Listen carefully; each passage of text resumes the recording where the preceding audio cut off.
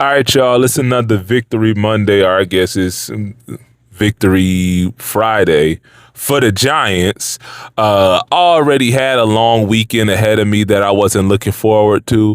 That John just got exponentially longer thanks to that debacle last night. So thanks a lot, Eagles, for making this weekend even more tedious than it was already set to be, but whatever, I digress. So here's the thing. Hold on, let me turn this car off real quick because I'm parked. And y'all might not be able to hear me well. Y'all see, I got a microphone, YouTube, whatever. But anyway, so let me hop right into this this point before I really get into this, right? I've seen enough of Kevin Patullo, dog. He can hit the bricks. Cause here's the difference between players and play callers is that there is no developmental period for a play. Your developmental period as a play caller is when, you are so-and-so's assistant for however long or whatever. And the Kevin Patullo's development period has been the however many years. When did Nick get here? 21?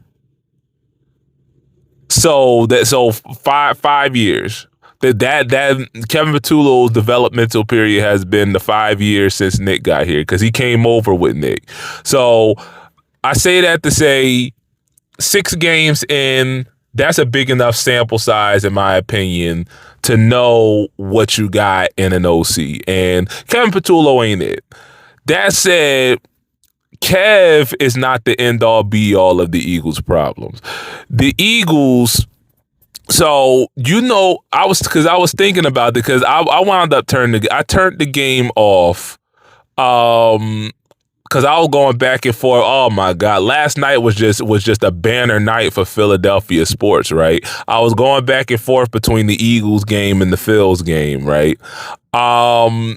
And I just want to let me do this quick little tangent because I get a lot of people that's like well, you guys have been to 3 Super Bowls in the last 7 years, and you won 2 of them, and one first world problems, champagne wishes and blah blah. But listen, I am not, I am not a YN Eagles fan. I was not born in the 2000s. Any of y'all who remember Philly sports, I'll tell you, Philly sports between the years of like 1999 and 2017 was that Phillies game last night. You know what I mean? All the potential in the world to do something great, and then it winds up all going to boo-boo at the tail end for no other reason than because of some head assery. You know what I mean? It's always something goofy. Always. It never fails. If it's not, McNabb throwing up during the Super Bowl, you feel me? While T.O. is, giving an all-time performance with a broken leg. You know what I mean? If it's not Ben Simmons passing up on a wide open layup, you dig what I'm saying? Because he's too pussy to dunk the ball over somebody 6 inches shorter than him. You know what I mean? If it's not, Kawhi Leonard throwing up a prayer and it bouncing from the edge of the rim to the top of the backboard, back down to the edge of the rim, to the other side of the court, then back onto the square, onto the backboard to ultimately fall into the hoop. You dig what I'm saying? It's always just some sort of God hates Philly moment that winds up crushing our hopes and dreams. So if you ever wanted to know why Philly fans of a certain age are so fatalistic, that Phillies game was a perfect example of, matter of fact, the whole series, you feel me, was a perfect microcosm of why we are the way that we are. That being said, here's the thing, you know, I feel like if there's one player that perfectly sums up the Eagles right now, it is Kelee Ringo. You feel me? Reason why I say that is because I was thinking about this last night. And if you were to create a starting cornerback in today's NFL, you feel me? I'm talking about as far as physical traits. You would come out with something that looks like Kelee Ringo. You feel me? He has the size. He has the length. He has the speed. He has all of the physical traits that you want in a starting caliber corner. But the nigga has no instinct, cannot execute worth a dime to save his life. Every time the ball is up in the air and I see number 7 in coverage, my heart just drops into my stomach because I know what's about. I've gotten to the point where I expect that if the ball is coming number 7's way, one of two things is going to happen. Is either it's going to be a chunk gain, you feel me, for anywhere between 10 and 30 yards, if not more, or it's going to be a DPI. You know what I mean? That's what I've come to expect. And dude, that's why Kelee is so frustrating, because he has all of the tools. He just don't know how to execute. And that, at the end of the day, is the problem with this Eagles team right now. In one word, it's execution. Everything is sloppy as hell. You feel me? The play calling is sloppy. The execution of said plays are sloppy. The talk, as far as the offense goes, right? The talk for the whole next 10 days is going to be about how Jalen Hurts missed the same 2 throws 2 weeks in a row, which, one, ain't true. Second of all, is not the end all be all for why. And listen, I'm gonna tell you like this. I'm probably always going to be one of the biggest Jalen Hurts stans in the world, because I will die on this hill is that he continues to be the most over scrutinized quarterback in the league, to the point that when he does have a bad game, or when he does have, because last night wasn't exactly bad, but it was subpar by his standards. The second half in particular was gross. It becomes a referendum on his entire career. You feel me? It becomes time to start Tanner McKee. That's what pisses me off about the Jalen Hurts discourse. It's all, we completely forget the fact that 8 months ago, you feel me, the nigga led us to a blowout win in the Super Bowl. You feel me? When Saquon couldn't get anything going. You dig what I'm saying? So that's why I'm always going to be. But that being said, and listen, I understand. I get it. That I feel like the players' frustration with the offense is a big contributor to why the execution is so piss poor. And I get that. I understand that. But nigga, you a professional. There ain't no excuse. There's no, well, I'll put it like this. I don't know.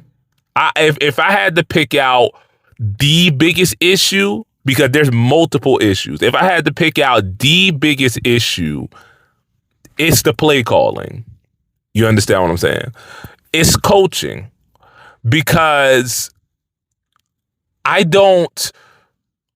if you watch like playback, or if you are like one of those people who, listens or watch other people talk about Eagles tape, you will see on just about every play, because it's not just, and that's another narrative that I hate. It's not just AJ. It's every receiver. When they're not expecting the ball, jogs their route, are running these piss poor rounded routes when they don't expect the ball to come their way. That's how that interception happened last night, because Dotson was not expecting to see the ball. You understand what I'm saying? And so when the ball came out, it's behind him and the corner jumps the route and it gets taken almost all the way back for 6. You feel me? So that comes down to coaching. I don't know if it's a matter of the coaches not pointing it out on film and saying, hey, dog, you dogged this route right here. We can't have that. Fix that. You understand what I'm saying? Or if that's the way that they're coached to run the routes. But either way, it ain't working. You understand what I'm saying? The play calling itself, you got receivers stacked on top. That Hail Mary from last week. Oh my God, when AJ was effectively playing D-back.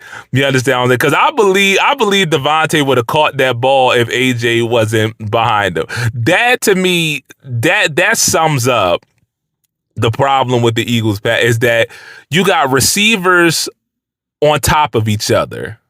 You know what I mean? Within 5 years, this is kind of why I hate the Jalen Hurts discourse so much. Is because a lot of times there's nobody open, and there's nobody open because of the scheme. Nobody is schemed to be open. So here's the thing, right? Here's the thing: is that I have this theory. And I know I'm not the only one that has this theory, and I'm gonna wrap this up in a minute. I have this theory that Nick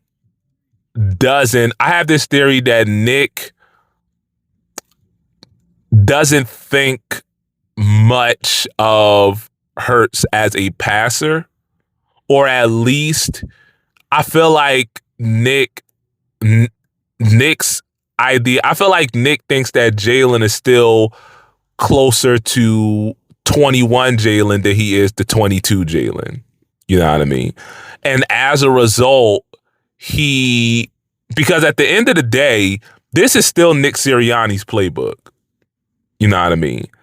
There's one thing, whenever the O looks like this, whether it's 21, whether it's 23, whether it's 25 now, there's one thing that remains consistent, is that it's Nick Sirianni's playbook that these calls are being pulled out of. And so I have this theory that, Nick tries to mask what he perceives as Jalen's weaknesses. You understand what I'm saying? And a big part of that is basically giving him, it is AJ only runs 2 routes. You feel me? Slants and goes. Or he runs 3 routes. He runs slants, goes, and outs. You understand what I'm saying? I think that a big part of that is because, Nick, for lack of better phrasing, dumbs the playbook down, and Jalen in so many ways and so many words has voiced frustration. Remember last year that comment about, I guess they took the straitjacket off tonight. You understand what I'm saying?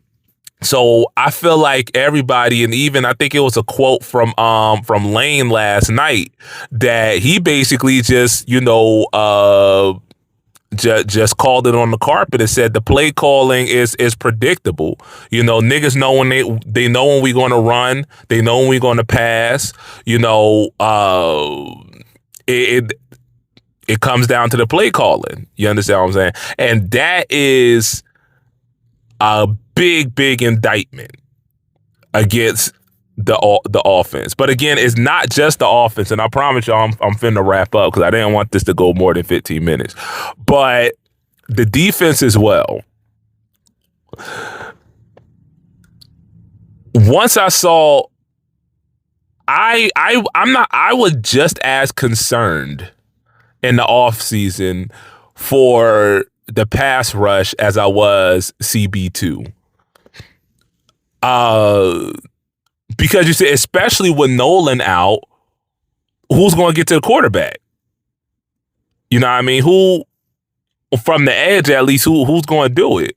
You feel me? We can't generate pressure, especially not with JC out.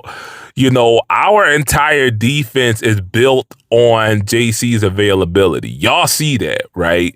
Especially the run defense just absolutely collapses. We've seen this twice now where Jalen Carter is not in the game and we just get ran the F over. You feel me? Because the whole defense is built around the fact that Jalen Carter is going to draw double teams, which frees up this guy over here and that guy over there. You understand what I'm saying? So we got gashed in that. Again, I'm not gonna dwell on the cornerback position. It's been gone over ad nauseum. Jacorian Bennett can't get back any sooner, and then even then, I don't know if he's going to be enough. But out of the three, he's probably the best that we got right now. Between Quinyon Mitchell and Jalen Carter, one of them two is the most valuable player on the defense, just based on the fact that if Zach Bond goes down, I've seen enough of Nakobe to trust that you can plug and play him and it won't be too much of a drop off. You can't say that with Q and Jalen Carter. You know what I mean? And this isn't no shade to Jordan Davis, who's low key having, a breakout season. But beyond Jordan Davis, again, who is generating pressure? You know what I mean? Jalix Hunt every once in a blue moon, but who's generating pressure besides, Jordan Davis and Jalen Carter when he's available? So, dog, I don't know what to tell you. This is I'm not even gonna hold you. This is very much giving 23 vibes. End of 23 vibes, and I guess that's the silver line. The two silver linings is that the run game finally looks respectable. You know what I mean? And the other silver lining is that it's early enough in the season, that theoretically you can right the ship, but I mean there are so many holes to patch up. Like, listen, at the end of the day, again, these are champagne problems, right? Or at least relative to other teams in the league. I mean, you could be the Raiders, right? You could be, at the end of the day, we still talking about, a wild card team at worst. You feel me? In my opinion, still the likely division winner. But, as far as can this team hang with Detroit or Green Bay or the Buccaneers even? I know we just beat the Bucks, but in their current state, or even an inspired Cowboys team Dak always seems to, step his game up whenever he plays the Eagles. I don't know, in a win or go home situation, in a do or die situation in, January, you feel me? I don't know. I will say right at this moment right now, no, they can't do it. If Philly were to play Detroit next week, I would take the money on Detroit. I would take the line on Detroit. You know what I mean? On Green Bay, on Tampa Bay, I would take the line on all of those teams. You feel me? So yeah, I don't know how you fix this. But it's a hell of a lot to be fixed. So yeah, there you have it. In spite of it all, go Birds anyway.